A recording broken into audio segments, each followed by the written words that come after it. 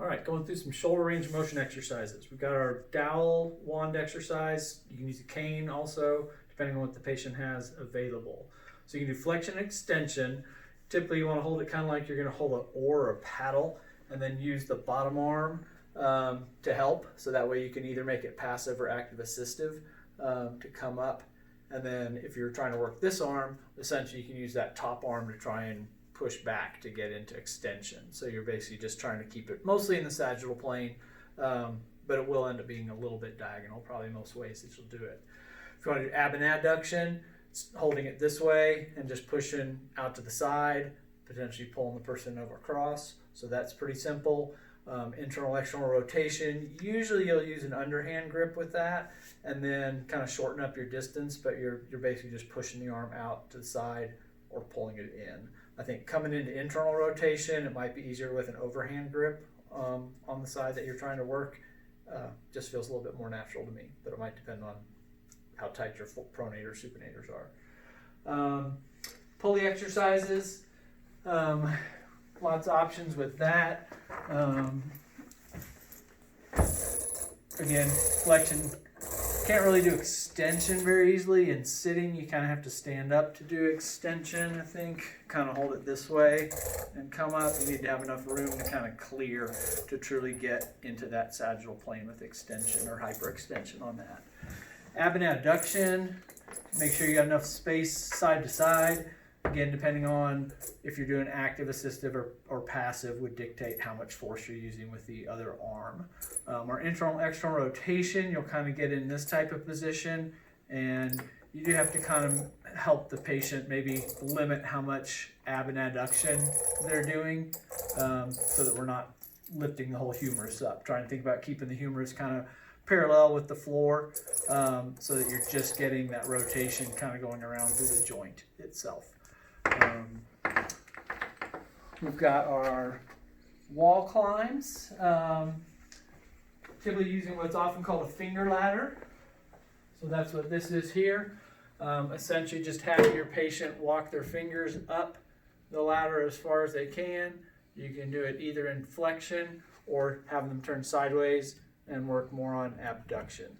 Really keep an eye on their shoulders. Make sure they're not doing this kind of thing to get up higher, that they're just going as far as the glenohumeral joint and scapulothoracic joint are going to allow. You don't want them to get into work doing trunk flexion to try or lateral flexion to get that motion higher. Or if you're going this way, you don't want them to get into more extension through the spine.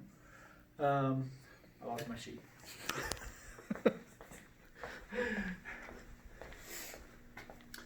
Well, pendulums and tabletops.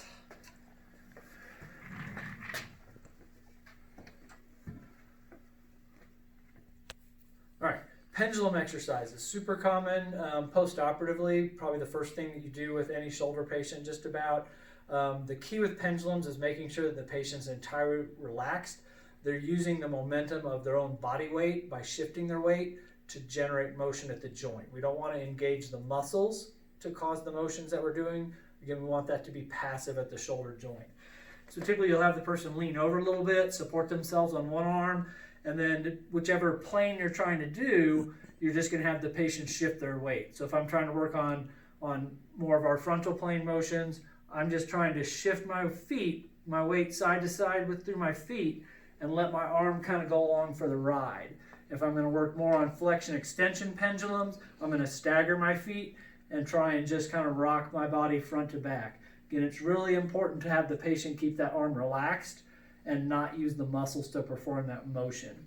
You can also do a circumduction, and I'll usually kind of stagger my feet kind of diagonally and just work on shifting your weight in kind of more of a circular type pattern. You can go clockwise as well as counterclockwise. Again, but it generally should be passive as much as possible when you're doing that.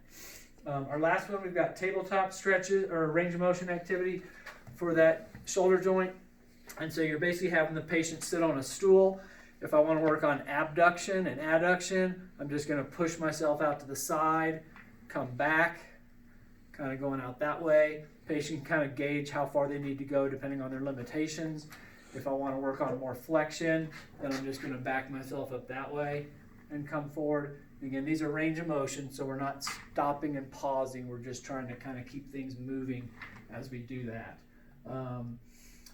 Internal rotation, external rotation, you can essentially just have the person kind of lean, have the forearm supported and kind of leaning their body forward and back on the stool to kind of get that motion going at the shoulder.